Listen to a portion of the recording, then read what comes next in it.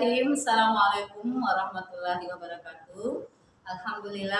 Alhamdulillahirabbil alamin. Segala puji dan puja kita panjatkan kepada Allah Subhanahu wa taala yang telah memberikan kita nikmat iman, nikmat Islam, nikmat kesehatan dan banyak lagi nikmat-nikmat yang mungkin tidak bisa kita hitung satu persatu nikmat tersebut. Semoga kita menjadi hamba Allah yang pandai bersyukur atas segala nikmat yang Allah berikan.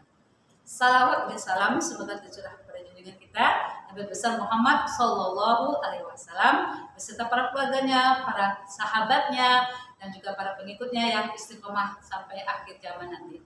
Alhamdulillah kita bertemu kembali dalam kajian Ihsan secara online yang diselenggarakan oleh Yayasan Bunian Jakarta. Baik, agar kajian ini merupakan berkah dan rahmat dari Allah Subhanahu Wa Taala, kita buka sama-sama dengan baca basmalah. Bismillahirrahmanirrahim. Alhamdulillah ya, kita udah memasuki bulan Muharram ya. Nah ini tema kita hari ini karena berkaitan dengan Muharram ya, berkaitan dengan tahun baru Islam. Kita akan bicara masalah 4 bentuk hijrah. Karena bicara masalah tahun baru Islam atau bulan Muharram ini kita tidak terlepas dengan peristiwa hijrahnya Rasulullah Shallallahu Alaihi Wasallam dari Mekah dan Madinah. Pada kesempatan hari ini mungkin saya tidak akan membahas mengenai peristiwa hijrahnya tersebut ya, mungkin di lain waktu ya, tetapi yang saya ingin sampaikan pada kesempatan hari ini kita mengambil makna hijrah itu apa ya. Nah, bicara masalah hijrah ya, jadi hijrah itu secara harfiah, hijrah itu berarti aturku. Aturku artinya meninggalkan. Nah, aturku artinya meninggalkan. Meninggalkan itu bisa meninggalkan tempat, suatu tempat, atau meninggalkan sesuatu yang tidak baik. Itu secara harfiah ya. Jadi berarti aturku. Meninggalkan baik, meninggalkan tempat yang satu ke tempatnya, pindah ke tempat yang lain, maupun dikatakan meninggalkan sesuatu yang tidak baik. Nah, bicara masalah hijrah, kita akan pokok bahasan kita hari ini hijrah secara maknawiyahnya ya. Jadi ada bentuk ya, ada 4 bentuk hijrah secara maknawiyah.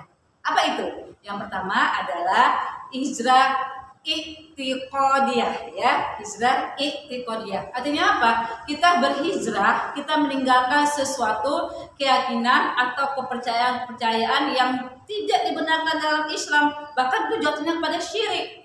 Bangun rumah misalnya kan pakai misalnya apa ya, misalnya jampi-jampi gitu ya, atau dipakai jimat-jimat ya supaya rumahnya kuat ya, padahal bangun rumah tak kalau nama Allah ya, masuk rumah baru bacakan surah Al-Baqarah ya, tapi jangan sampai itu tadi ya, bangun rumah ya dia pakai jimat-jimat, pakai jampi-jampi. Nah itu harus hijrah dari hal yang seperti itu.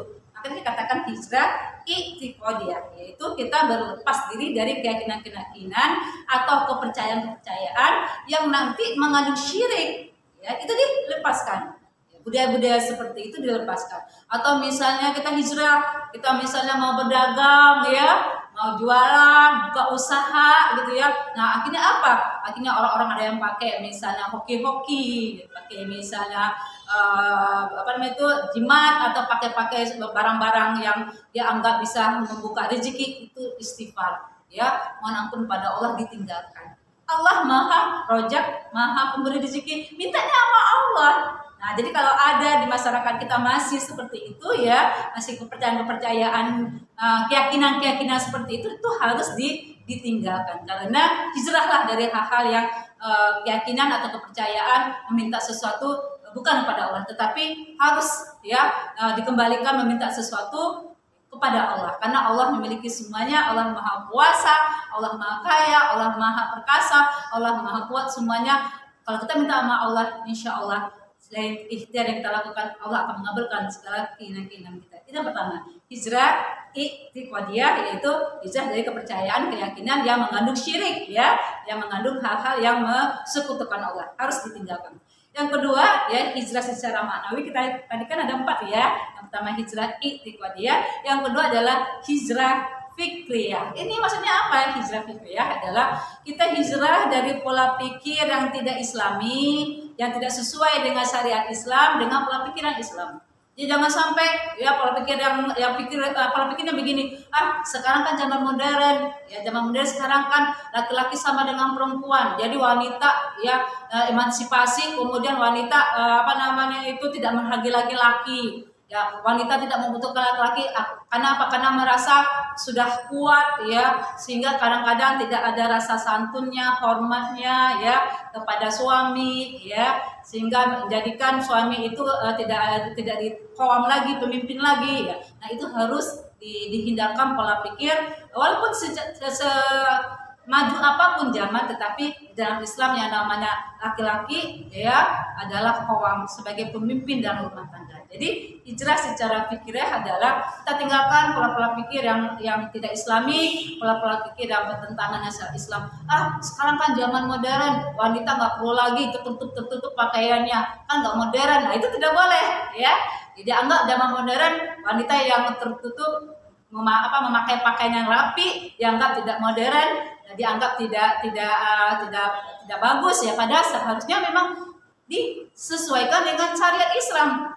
Ya, apapun zaman, sebagus pun zaman, semodern pun zaman, tetap pola pikir kita adalah pola pikir yang Islami sesuai dengan syariat Islam. Itu yang kedua.